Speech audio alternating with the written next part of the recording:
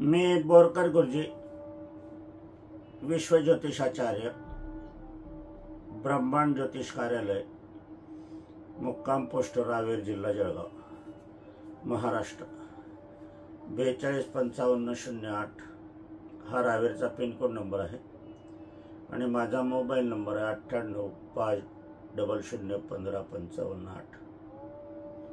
आज तारीख 10 आहे, 10 मे 2025, वार शनिवार आणि सकाळी 6:05 होत आहे।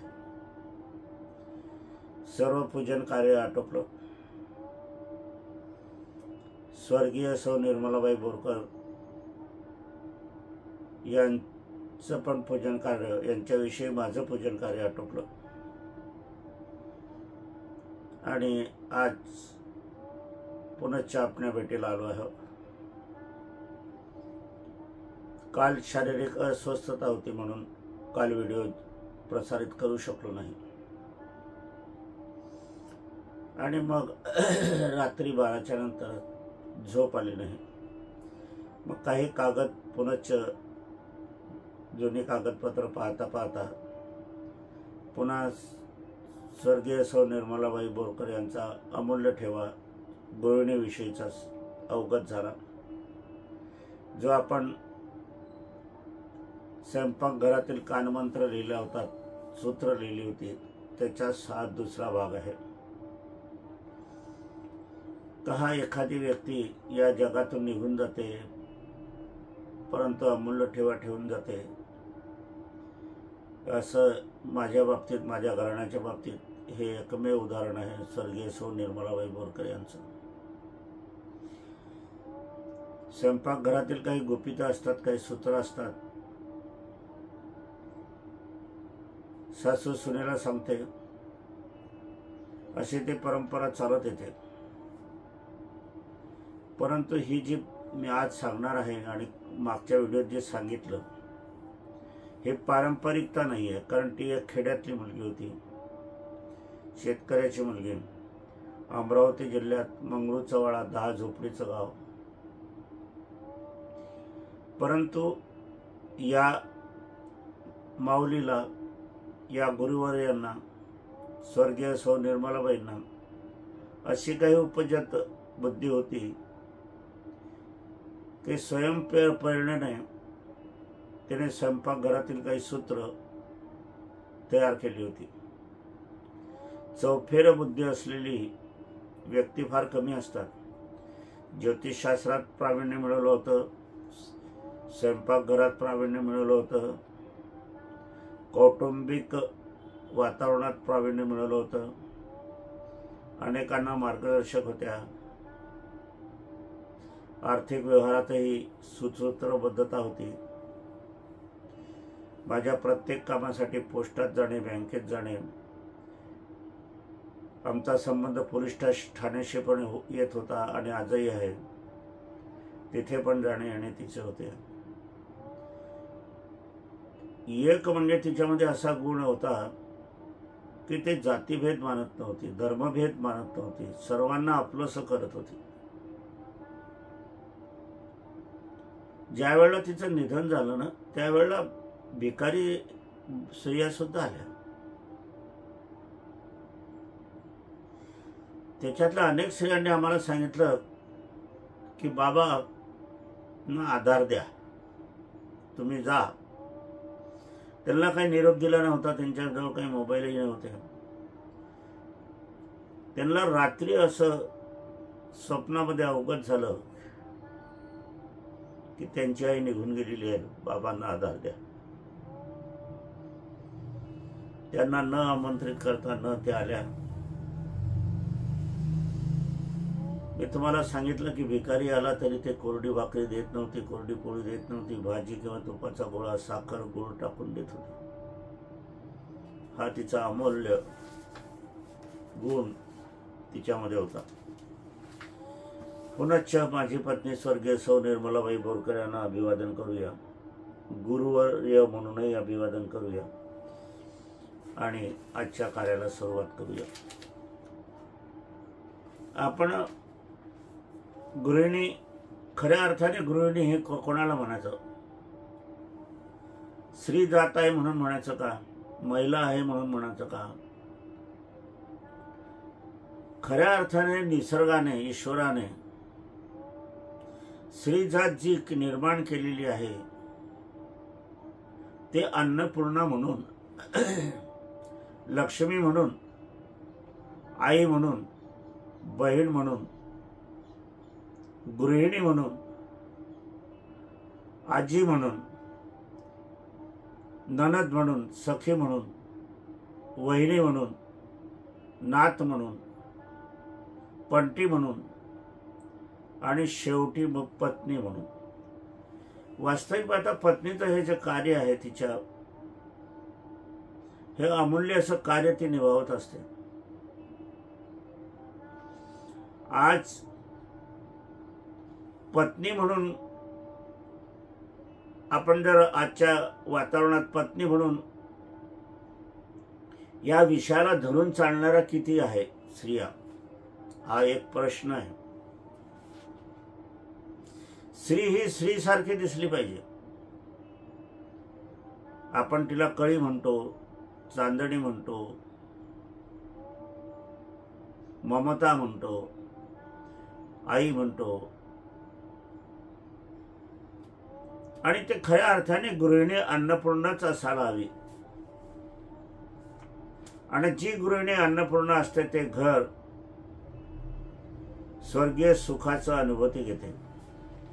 परंतु वर्तमान आपण स्थितीत बघितलं तर स्वयंपाकघरापासून सुनबाई दूर जाऊ लागलेली आहे, पत्नी दूर जाऊ लागलेली आहे, मुलगी पण दूर जाऊ लागलेली आहे. आणि मग जो कुटुंबाला खाण्याचा, अन्नपदार्थाचा आस्वाद मिळाला पाहिजे तो मिळत नाहीये. पुष्कळशी जण हॉटेलामध्ये जाण्याची प्रवृत्ती आता दिवसेंदिवस वाढत आहे. परंतु जो घरातील भोजनाचा, जेवणाचा आस्वाद, रुची मिळते ती हॉटेलमध्ये कदापि मिळत नाही. पैसे त्याच्यापेक्षा 10 पट अधिक खर्च होतात. परंतु आईचाच केलेला स्वयंपाक, पत्नीच्या हाताने केलेला स्वयंपाकाचा आस्वादाचं मूल्य जर जाण्याचं असेल आणि ज्याला कळत असेल ते अवर्णनीय आहे. माझी पत्नी ही तर लक्ष्मीकारक तर होतीच, परंतु अन्नपूर्णाही होती. तिचे काही सूत्र मी आता सांगणार आहे तुम्हाला. रस्सा भाजी आपल्याकडे प्रत्येकाकडे होते. बटाट्याची रस्सा भाजी होते, कांद्याची होते, वांग्याची तर हमखास होते. वांगी चिरून फोडून, वांगी सबन अशी रस्सा भाजी अनेक प्रकारची होते. पातळ भाजी पण होते, गोड आंबट. गोबीची भाजी आपण केलं, पानकोबी आणि गोबीची भाजी आपण फुलगोबीची केली तर पुष्कळशे 99% लोकांमध्ये किंवा घरामध्ये ही कोरडी करण्याचा प्रघात आहे.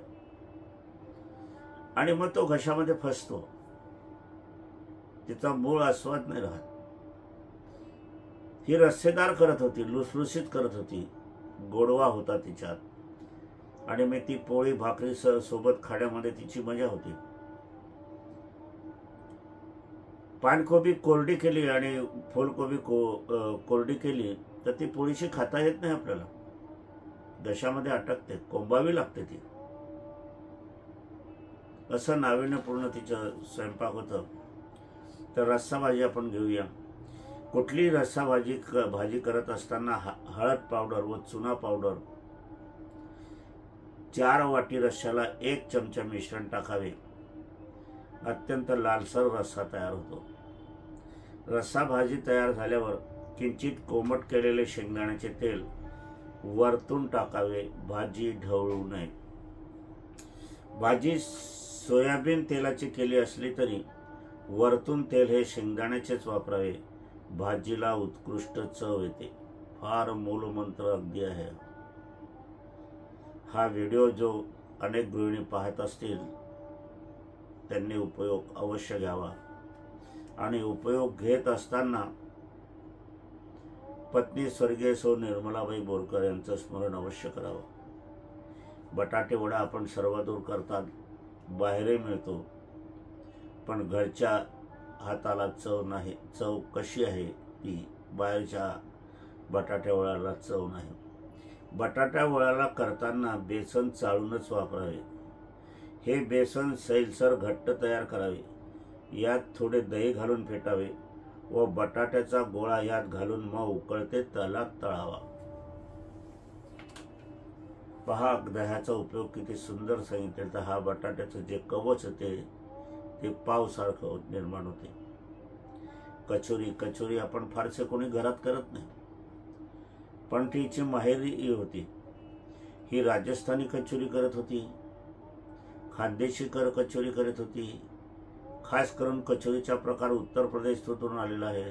उत्तर प्रदेशची कचोरी करत होती. आणि एवढं करत असताना शेगावची कचोरी पण करत होती.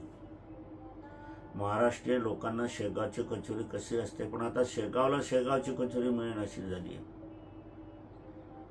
त्याचा आकारही लहान झाला, ती चव पण राहिलेली नाही, व्यापारिक वृत्ती झाली. आता शेगाव कचोरी मसाल्यात लसणाच्या पाकळ्या व त्यात पाणी घालून मिक्सरमध्ये फिरवावे व हे गाळलेले पाणी कचोरी मसाल्यात इतर मसाल्यासोबत घालावे. वरचे सारणात मैदा 4 वाटी, 1 वाटी रवा एकत्रित करून 3 वाटी पाणी आणि 1 वाटी दही एकत्रित करून भिजवावे व हा गोळा ओले कपड्याखाली तासभर झाकून ठेवावा. मगच कचोरी सारण भरून लाटून करावी. तळताना उकळते तेल असावे व उलट सुलट करावे. आजचा बेत ठरवा शेगाव कचोरीचा आपण सर्वांनी. मलाही बोलवा. हिरवी मिरची तळण्यापूर्वी त्यास तासभर उन्हात ठेवून नंतरच तळावे. या मिरचीचा रुचकरपणा वाढतो. वांगी भरीत करतो आपण. वांगी भाजण्यापूर्वी त्यात चारही बाजूने तेल लावावे. त्या वांगेस टोचावे मग भाजावे. भाजणे झाल्यावर ही वांगी परातीत ठेवून त्यावर झाकण ठेवावे. हे बहुता कोणी करत नाही. या वाफेने वांग्याचे भरीत मऊ होते व या वांग्यातील जे तेल अधिक निघते व हे तेल भरतातच कालवावे घालावे. थोडीशी युक्ती असते, पण ते आपल्याला माहीत असायला हवी. त्याच्याने रुचकरपणा फार वाढतो. भरीत करताना अत्यंत बारीक भाजलेले शेंगदाणे साली काढून बारीक मिक्सरमध्ये फिरून त्यात घालावे. भरतात शेंगदाणे तळलेलेच घालावे व याची साले काढू नये. लालसर शेंगदाणे उत्तम भरतामध्ये दिसतात. म्हणजे पदार्थ दिसण्याला सुद्धा आकर्षक हवा, सुंदर दिसायला हवा, ही त्यांची मनोवृत्ती आपल्याला याच्यातून दिसून येते. आणि भरीत जे करतो आपण, कुठलाही पदार्थ करतो तो रुचकर असावा. रुचकर असताना दिसण्यात पण तसा असावा. शेंगदाणे मध्यम आकाराचे घ्यावे. पोह्यात शेंगदाणे तळलेलेच घालावे. दुधात साखरेसोबत 1 रावळगाव चॉकलेट बारीक पावडर करून घातल्यास हे दूध फार रुचकर लागते. पहा, कंपनी सुद्धा सांगितली त्यांनी किती बारीक तिचं लक्ष होतं आणि तिला किती आवड होती पदार्थ करण्याची, हे यातून दिसून येते. आपल्याला कळेल. साबुदाणा वडा करताना 4 वाटी साबुदाणा, त्यात अर्धी वाटी भगरीचे पीठ मिसळावे. वडे खुसखुशीत होतात. चिवडा करताना आपण त्यात खोबऱ्याचे काप करून टाकतो, पण हे सुके खोबरे काप नीट होत नाही. यासाठी रात्रभर खोबऱ्याच्या वाट्या तुरटीच्या पाण्यात भिजत ठेवा. नंतर बटाट्याचे वेफर करतो त्या किसणीवर या खोबऱ्याचे काप करावे व हे काप उन्हात वाळून नंतर तळून चिवडीवर टाकावे. किती. आणि हे जे काप येतात ना, मी अनुभवलेलं आहे. मी तर जवळजवळ 52 वर्ष त्यांच्या हाताचं खाल्लेलं आहे. हे काप लांबसर येतात आणि पातळ येतात आणि चिवड्यामध्ये उठून दिसतात. चिवड्यात आपण खोबऱ्याचं टाकले आहे की काप हे दिसून येते. हे दिसायला हवं. आणि हे दिसत असताना खोबऱ्याचे काप तळत असताना मात्र ते करड्या रंगाचेच करावे. त्याच्याने चिवड्याचा रंग अधिक खुलून दिसतो. पोहा उपमा करताना अख्खे धणे इंदोरी वापरावे, म्हणजे हा धण्याचा दाणा दाताखाली आल्यास मस्त स्वाद आपणास मिळतो. पहा किती सुंदर सांगितलेलं आहे, सुंदर कृती आहे. पोहेमध्ये मनुका अवश्य टाकाव्यात. जिरे भात करताना त्यात वाटाणे दाणे, त्यासोबत डाळिंबाचे दाणे घालावे. यात हळद अजिबात घालू नये. वाढताना भातात हिरवे वाटाणे व लाल डाळिंबाचे दाणे, अगदी स्वाद तर मिळतो आणि दिसायलाही सुंदर दिसतात.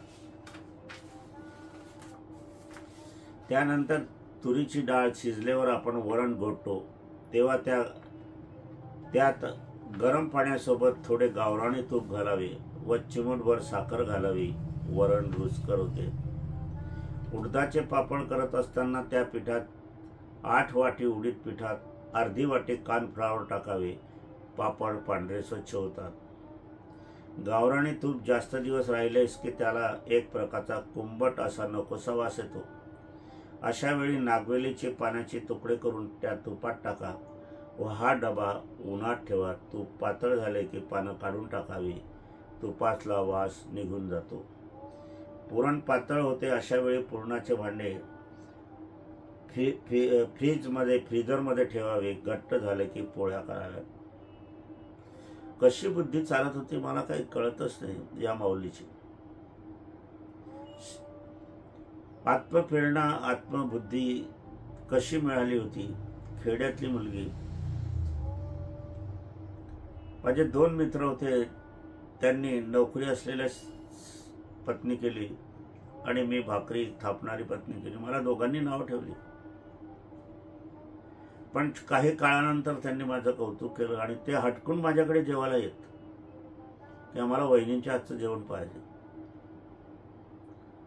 कारण त्यांच्या ज्या पत्नी होत्या त्या नोकरी करणाऱ्या असल्या कारणाने स्वयंपाक करण्याला वेळ नाही आणि त्यांची आई नोकरी करणारी, त्यामुळे सुगरण म्हणून नाहीच.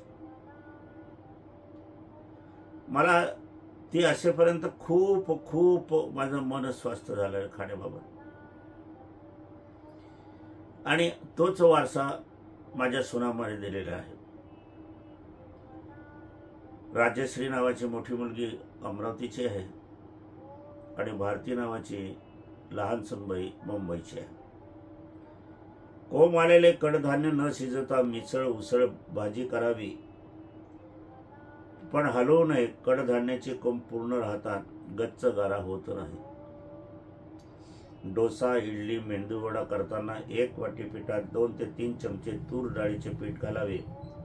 डोसे पातळ होतात. इडली चांगली फुगते. मेंदूवडा आतून मधून जाळीदार होतो. शिरा तयार करताना पाणी न घालता दूध घालावे. वड्या सैलसर झाल्या तर त्या वड्याचे भांडे फ्रीजरमध्ये थोडा काळ ठेवावे. लाडू तूप जास्त झाल्यास तयार झालेले लाडू हे झोपी जातात, म्हणजे बसतात. तर हा गोळा फ्रीजरमध्ये ठेवून नंतर लाडू वळवावे. आता लाडूच्या नंतर तर आपण करतो, पण त्याची पुढची कृती बघा. लाडूंना गोल आकार दिला की बाजारात नेहमीपेक्षा बारीक अशी साखर मिळते. त्या साखरेवर हे लाडू फिरवावे. दिसायला लाडू वेगळ्या प्रकारचे दिसतात, छान दिसतात, सुंदर दिसतात. आणि हे लाडू खाताना त्यावरील साखर आपणास वेगळी चव देऊन जातो. कुठलीही भाजी तिखट जास्त झाली की त्यात थोडे दही व शेंगदाण्याचे तेल कच्चे घालावे. एकत्रित करून भाजी चमच्याने ढवळून घ्या. भाजीतील तिखटपणा आपोआप कमी होतो. भातात पाणी जास्त झाले तो भात सुती कपड्यात बांधून काही वेळ उन्हात टांगून ठेवावा. नंतर सर्व करावा. बटाटे रताळी शिजवण्यापूर्वी त्यांना 2-3 भोके आरपार पाडावेत. नंतर पाण्यात धुवावे. बटाट्याचा किस करताना कच्चेच बटाट्याचा किस करून तुरटीचे पाण्यात टाकावा व पातेल्यात गरम पाण्यात मीठ जास्त घालून त्यावर सुती कापड बांधून त्यावर किस शिजवावा. नंतर वाळवावा. उकळलेल्या कैरीचा गर जेवढा तेवढीच साखर घालून थंड झाल्यावर मोठ्या तोंडाच्या बरणीत भरून ठेवावा. जेव्हा हवा तेव्हा थंडगार पाण्यात 2 चमचे हा गर काढून सर्व करावा. साखर आपल्याला अधिक हवी असल्यास पिठी साखरेचा उपयोग करावा. वर्षभर हा कैरीचा गर टिकत असतो. मीठ घालून पोळी पातळ लाटून तव्यावर तयार करावी. मीठ घालून पातळ अशी पोळी लाटून तयार करावी. त्याची चौपदरी घडी करावी आणि ही घडी डब्यामध्ये ठेवून द्यावी. 2 करा, 4 करा, 5 करा, जसं जसं तुमचं कुटुंब असा. आणि सकाळी या घडी केलेल्या पोळ्या तशाच घडी केलेल्या अवस्थेतच गरम तेलात तळून घ्याव्या आणि चहासोबत खाव्या. याच्यापुढे तुमचं कुठल्याही कंपनीचं बिस्किट, खारी, टोस्ट तेही फेल जाईल. इतकं सुंदर आणि रुचकर लागते चहासोबत. आणि असं खाल्लं तरी तुम्ही सुंदर असते. वाहनात प्रवास करत असताना काहीही नाही, तोंडी लावायला काही नाही, नुसतेच ही तळलेली पोळी खाल्ली तरी आपल्याला आस्वाद देते. ट्रिपमध्ये घेऊन जाताना, इतरांना सर्वे करताना, घरात खाताना, सर्व ठिकाणी हे उपयोगात होते. काय बुद्धी होती काय नाही. समोर असायला हवी होती, परंतु मेडिकलच्या क्षेत्रातून ती हिरावली गेली. कोरडई पाण्यात भिजवावी, पापड पाण्यात भिजवावे, नंतर यांची आपण भाजी करतो त्याप्रमाणे भाजी करावी. पापडाची भाजी, कुरडईची भाजी सुंदर आस्वाद देते, एक वेगळी चव देते. ज्यावेळेला अचानक पाहुणे येतात आपल्याकडे, रात्र झालेली असते, भाजी नसते, त्यावेळेला ह्या अशा युक्ती प्रयुक्ती आपल्याला उपयोगात पडतात. भाजलेल्या तिळाचा कूट करावा. फोडणीत लसूण, तिखट, किंचित आले, कोथिंबीर, साखर घाला. हा तिळाचा कूट टाका आणि थोडा गरम करून नंतर त्यात थोडे बेसन घाला आणि घट्ट गोळा झाला